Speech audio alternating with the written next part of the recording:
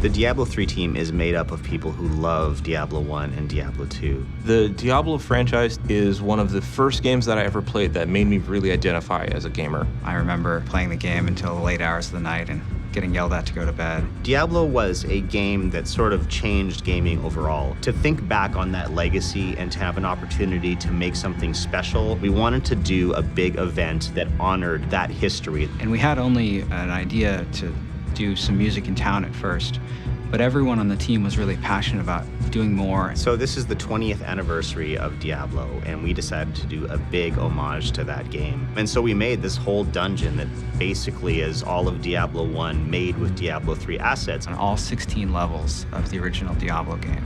Diablo was a game that sort of changed Blizzard and changed gaming overall. The year it came out was a year that RPGs were declared to be dead.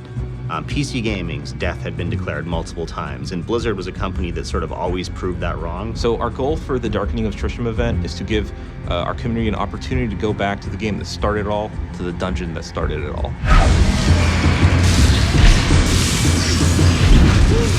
So during the month of January, cultists will be appearing all over Sanctuary. The cultists that were loyal to Adria are trying to resurrect her work. They know that the Nephilim is the only one that can stop them. So their plan is to ambush you while you go about your day. When you slay the cultists, you'll have the opportunity to loot one of their missives. And these are communications between different cultists. And they're all centered around the town of Old Tristram. And when you go there, near the fountain in the center of town is this magical portal. When you enter it, you enter the world of Diablo 1, and you enter it in style, in something that we call glorious retrovision. You get a pixelated filter that overlays the whole screen. The camera's moved, and your animations have changed. The player, the monsters, everyone's locked to 8 degrees of rotation. Your character walks everywhere, just like old times. You'll notice that the sound is a little bit tinnier. The sounds repeat more often, which was a classic thing in 90s games. We really wanted to capture the feeling that we all remember from playing Diablo 1. Bring the bosses from Diablo 1 into Diablo 3 was an interesting challenge because in many ways they're simpler, but there are certain iconic abilities that were really important to capture. The speed that the Butcher charges you when you open his door, his overhand attacks and his swings. He's really hard, he's really fast, he hits you and he kills you really quickly. And that's exactly how I felt the first time that I ran into the Butcher in Diablo 1.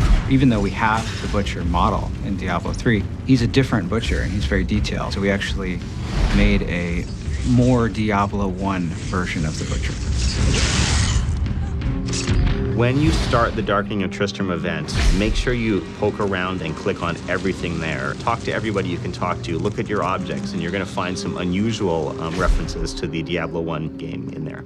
The other thing that I like to do is start with a fresh character and play through it from level 1 to really get that Diablo 1 feeling. When Diablo 1 was created, there was very little documentation. So when we went to recreate the dungeon, we didn't know exactly what the intent of the original designers were. We didn't know exactly what all the monsters did. But you know who had put this together over the last 20 years was the community. We actually started referencing community-made wikis and guides for more information on this, and it was very, very helpful and very thorough. We started to borrow some of that collective memory so that we could together form this experience that most closely matched that of Diablo 1. One thing we decided we couldn't do, we just didn't have time to redo the user interface. It was out of scope, we didn't have time. But a group of artists, led by one of our artists, a guy named Josh Manning, decided that they were going to do it in their own time. So we came in one day and the UI was done. And that, I think, just shows the passion that the team has for Diablo 1 and this opportunity to honor a 20th anniversary of this game that we love so much.